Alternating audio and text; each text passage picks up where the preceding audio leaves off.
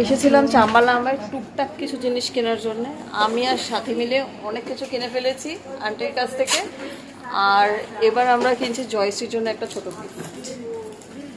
বেরিয়ে পড়েছি আমরা চাম্বালাম্বা থেকে, আর জয়শ্রীর জন্য একটা গিফটও নিয়েছি। সাথে একটু দেখা, ওটা অবশ্য ওইটা প্যাকেটে পাউচে আছে। তো জয়শ্রীকে বলেছি ওয়েট করতে।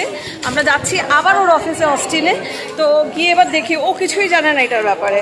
তো একটু গিয়ে দেখি ওর ও কেমন পছন্দ, মানে ওর এক্সপ্রেশনটা আমরা নেবো।